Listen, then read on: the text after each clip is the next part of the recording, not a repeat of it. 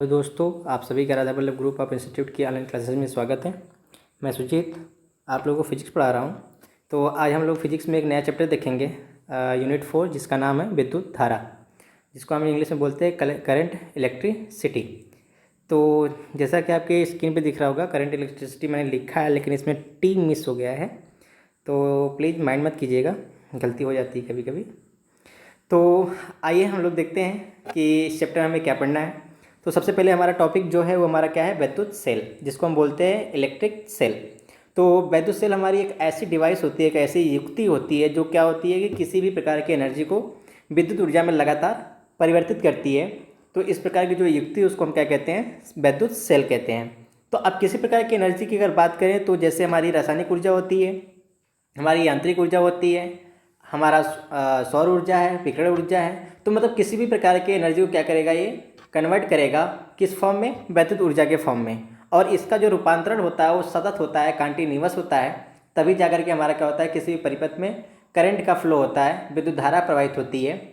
तो आइए स्क्रीन पे आपके लिखा हुआ है, देखते हैं कि क्या है आपका विद्युत सेल। तो जैसा कि इसके स्क्रीन पे लिखा है कि विद्युत सेल आपका, विद्युत सेल एक क्या होती है, एक ऐसा प्रबंध होता है, या फिर कह सकते हैं कि विद्युत सेल एक ऐसी डिवाइस होती है जिसमें दो इलेक्ट्रोड किसी विद्युत अपघट्य के संपर्क में होते हैं। विद्युत अपघट्य का मतलब जैसे आपका कोई भी सेल होता है, तो सेल के अंदर एक विद्युत अपघट्य होता है जो कि कैथोड और एनोड को आपको जोड़ता है, उनको अलग कैसे जोड़ता है, एक माध्यम से।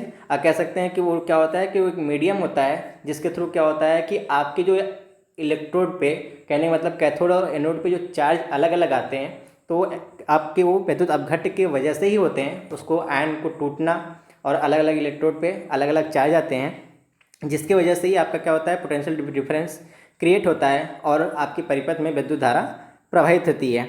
तो किसी भी सेल में विद्युत अपघट्य का होना आवश्यक होता है।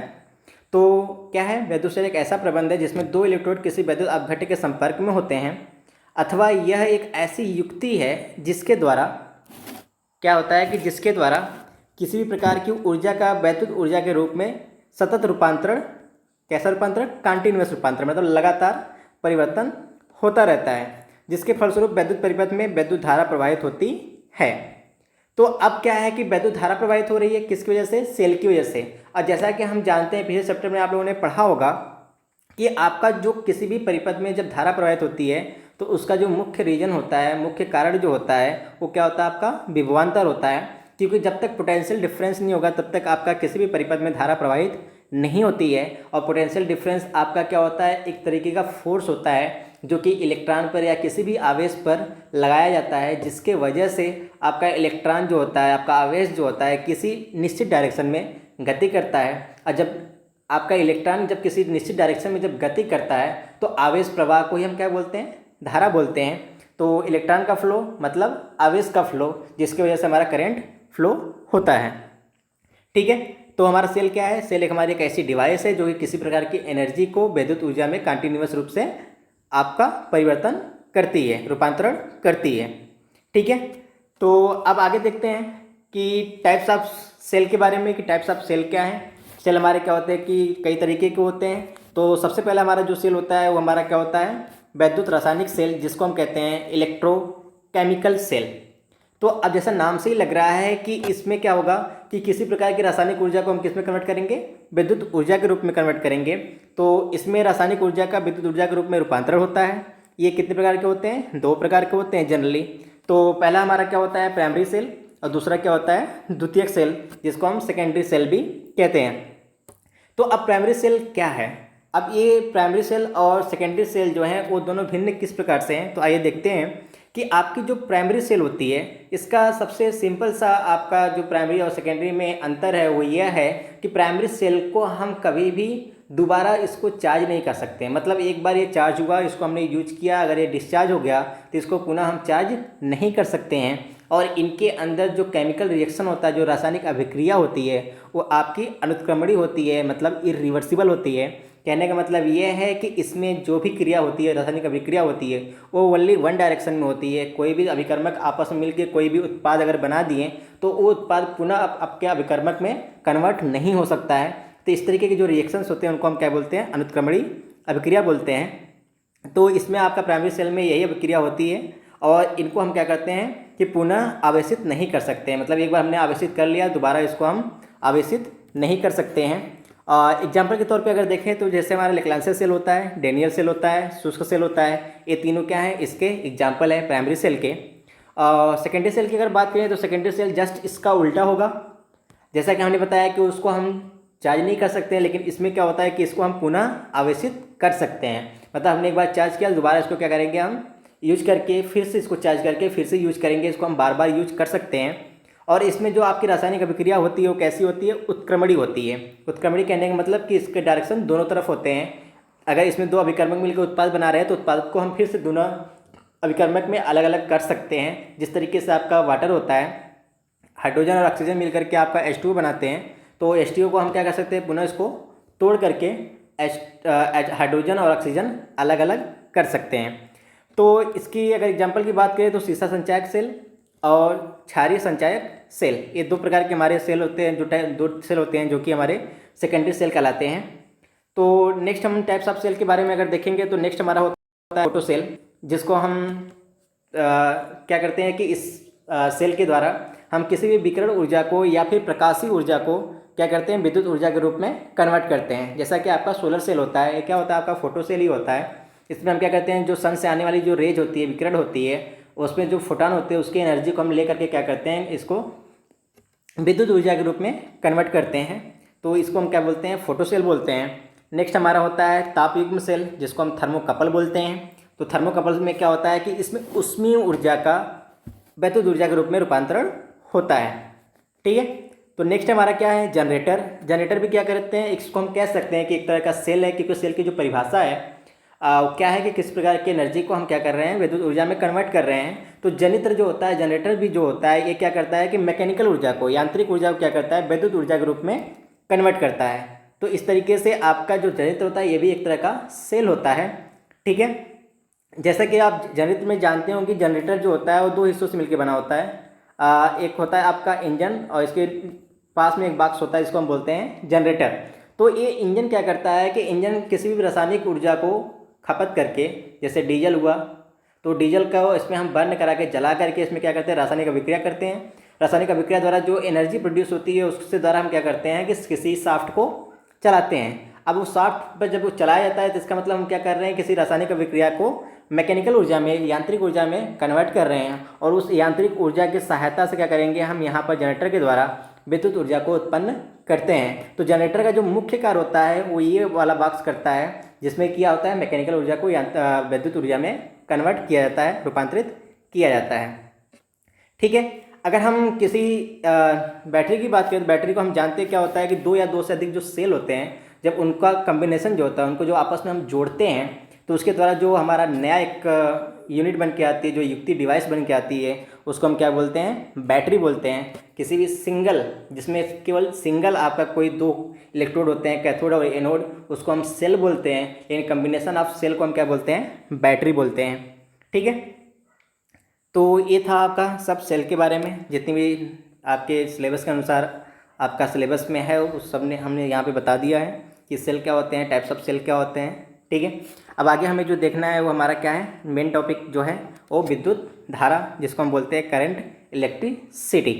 ठीक है। तो जैसा कि हम जानते हैं कि विद्युत धारा क्या होती है, तो विद्युत आवेश के प्रवाह को हम क्या कहते हैं, विद्युत धारा कहते हैं। इसका मतलब कि कोई अगर आवेश आपका प्रवाह हो रहा है, मतलब किसी डायरेक्शन में फ्लो हो रहा है, तो उसके फ्लो को, उसके प्रवाह को ही हम क्या कहते हैं, विद्युत धारा कहते हैं। तो आइए हम समझते हैं कि हमारा आवेश प्रवाह का मतलब क्या है, किस तरीके से हमारा आवेश प्रवाह होता है।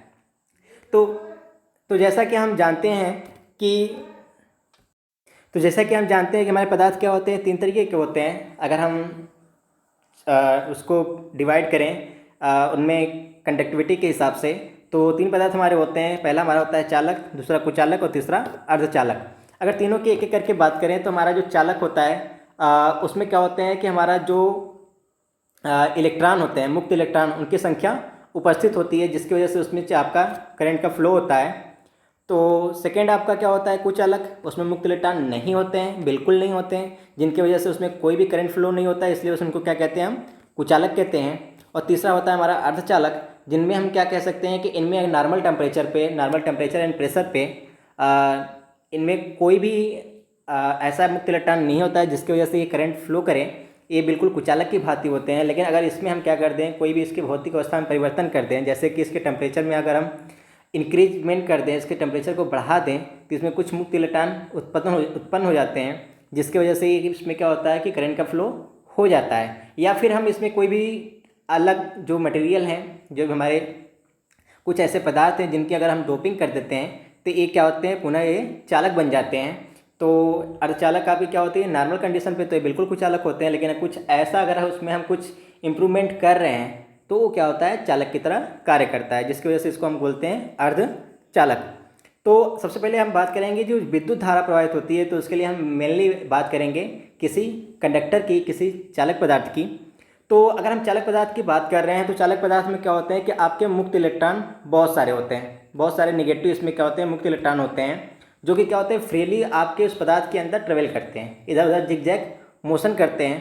तो वो जिग-जैग मोशन करते हैं, तो जिसकी वजह से क्या होता है कि आपका आवेश का प्रवाह होता है, आवेश का। लेकिन यहाँ पे जो प्रवाह होता है वो आपका किसी निश्चित डायरेक्शन में नहीं होता है। जिग-जैग मोशन कहने मतलब कहीं भी टेढ़ा मेढ़ा ये किसी भी डायरेक्शन में गति कर सकते हैं। तो अगर इनका कंक्लूजन निकाला जाए इनके मोशन का, तो इनका जो कंक्लूजन निकल के आता है कि ये अपने जो माध्य स्थिति होती है वो उससे विस्थापित नहीं होते हैं। कहने का मतलब कि इनका जो आपका किसी भी इलेक्ट्रॉन का, फ्री इलेक्ट्रॉन का जो मोशन होता है वो अपने माध्य स्थिति के इधर उधर ये गति नहीं करते हैं। टोटल इनका जो एवरेज निकाला जाता है तो ये अपने उसी स्थान पे दोबारा मिलते हैं।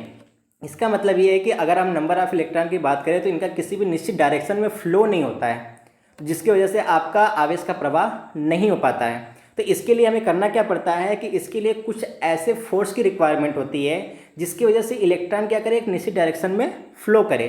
तो वो जो फोर्स की जो रिक्वायरमेंट होती है वो हमें कहाँ से मिलती है, पोटेंशियल डिफरेंस से मिलती है, विभवांतर से मिलती है, जिसकी वजह से आपका इलेक्ट्रॉन क्या होता है, एक निश्चित डायरेक्शन में फ्लो करता है। और जब इलेक्ट्रॉन आपका निश्चित डायरेक्शन में फ्लो करता है तब जाकर के आपका क्या होता है कि आवेश का प्रवाह होता है, और आवेश की प्रवाह को ही हम क्या बोलते हैं, विद्युत धारा।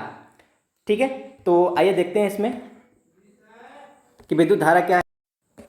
तो विद्युत आवेश, आइए जैसा यहाँ पे हमने नोट किया है तो इसको पढ़ लेते हैं कि विद्युत आवेश के प्रवाह को विद्युत धारा कहते हैं। आगे देखते हैं कि चूंकि किसी धात्विक पदार्थ में सामान्य ताप पर कुछ मुक्त इलेक्ट्रॉन होते हैं जो कि विभिन्न दिशाओं में अनियमित गति करते हैं, और उनकी गति इस प्रकार होती है कि उनकी माध्य स्थिति में कोई परिवर्तन नहीं होता है, मतलब वो किसी निश्चित डायरेक्शन में फ्लो नहीं कर पाते हैं।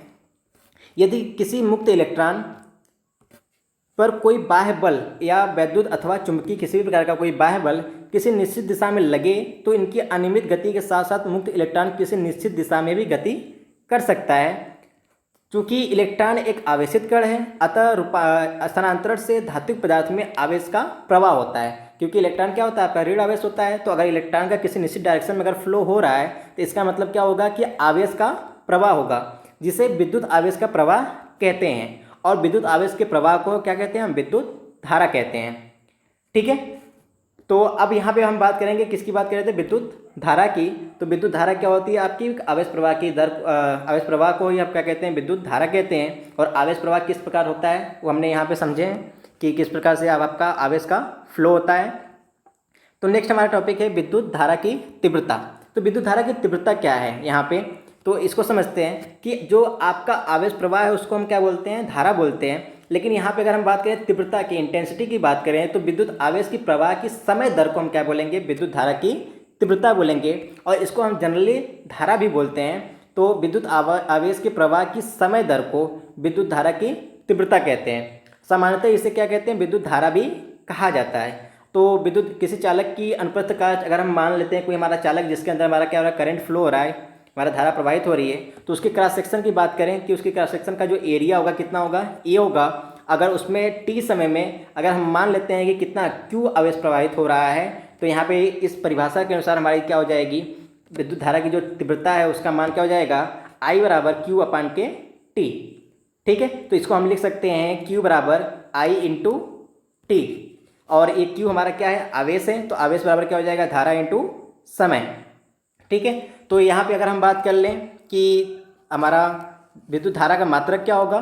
तो एसआई प्रणाली में जो विद्युत धारा का जो मात्रक होता है जनरली हम जानते हैं क्या होता है, एम्पियर होता है, और इसे हम क्या करते हैं, कैपिटल लेटर ए से शो करते हैं। ठीक है, तो अगर हमें किसी एक एम्पियर की अगर हमें परिभाषा देना होगी, एक एम्पियर होता क्या है, तो जैसा कि हम जानते हैं कि क्यू बराबर क्या होता है हमारा, क्यू बराबर आई इंटू टी, या आई बराबर हम बात करें तो क्यू अपान के टी। तो अगर इससे हमें अगर परिभाषा बनानी हो कि एक एम्पियर धारा किसको कहेंगे, तो क्या होगा वो, यदि किसी चालक में एक एम्पियर धारा 1 सेकेंड तक प्रवाहित हो तो चालक से जो होकर जो आवेश की मात्रा होती है अगर 1 कूलम होती है। कहने का मतलब है कि यदि किसी चालक में 1 एम्पियर धारा 1 सेकेंड तक प्रवाहित हो तो चालक से होकर प्रवाहित आवेश की जो मात्रा होगी क्या होगी, 1 कूलम होगी। क्यों? क्योंकि अगर हम यहाँ पे Q बराबर क्या होता है, Q बराबर हमारा क्या होता है, I इंटू टी। Q बराबर क्या होता है, I इंटू टी। अगर हम Q I का मान क्या रख दें, 1 रख दें, और T का मान भी 1 रख दें, तो हमारा Q का मान क्या मिलेगा, 1 कूलम। ठीक है, तो यहाँ पे 1 एम्पियर बराबर क्या हो जाएगा, 1 कूलम बटे के 1 सेकेंड। तो 1 एम्पियर बराबर क्या हो जाएगा हमारा, 1 कूलम सेकेंड। तो 1 एम्पियर की मात्रा मान कितना होता है हमारा, 1 कूलम पर सेकेंड होता है। ठीक है, तो जैसा कि यहाँ पे हमने फिगर में दिखाया है आप लोगों को कि अगर हम जनरली कंडीशन की बात करते हैं, जब हम कोई फोर्स नहीं लगाते हैं तो उस समय हमारा जो इलेक्ट्रॉन का जो फ्लो होता है वो जिगजैग होता है। अगर उनके बात करें, अगर यहीं से अगर ये मोशन स्टार्ट हो रही है तो मोशन स्टार्ट होकर के क्या हो रहा है, फिर से जनरली आपका क्या होता है, उसी डायरेक्शन पे, उसी स्थिति पे पुनः वापस लौट आता है। और इस कंडीशन में हमने सेकेंड में अगर दिखाया है जो, तो सेकेंड में क्या है आपका कि यहाँ पे हमने क्या किया है कि निश्चित डायरेक्शन में फोर्स लगाया है।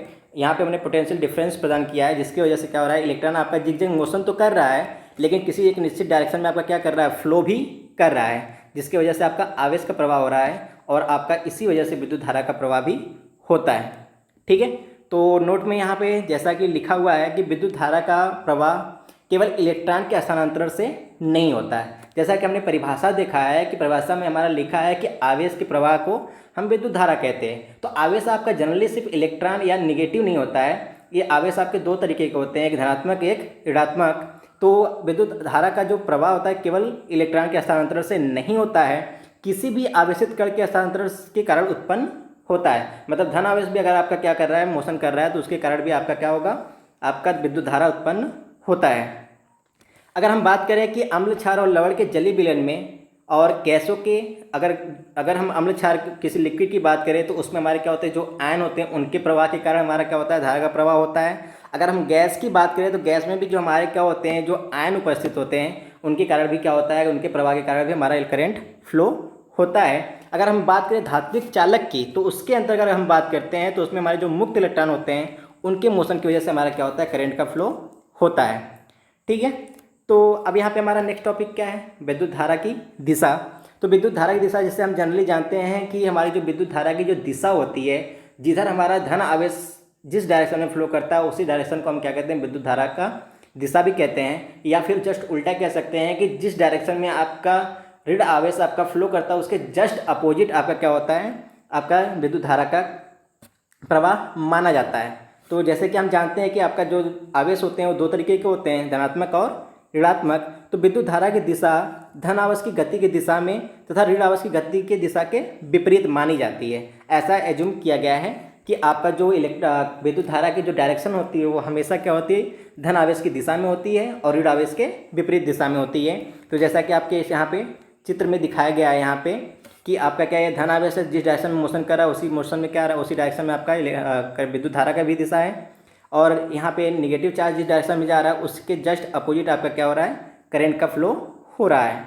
ठीक है, तो किसी धातु खंड में केवल मुक्त इलेक्ट्रॉन का प्रवाह जिस दिशा में होता है उसकी दिशा की जस्ट विपरीत हमारी क्या होती है, विद्युत धारा की दिशा होती है। क्योंकि किसी भी धातु खंड में हमारा जो मुक्त होते हैं, जो हमारी आवेश होती है वो क्या होते हैं, इलेक्ट्रॉन होते हैं। और इलेक्ट्रॉन आपके कैसे होते हैं, निगेटिव होते हैं। तो आज की क्लास के लिए बस इतना ही, और जो भी आपको डाउट होगा वो आप पूछ लीजिएगा। नेक्स्ट क्लास में हम नेक्स्ट टॉपिक देखते हैं। आज के लिए धन्यवाद।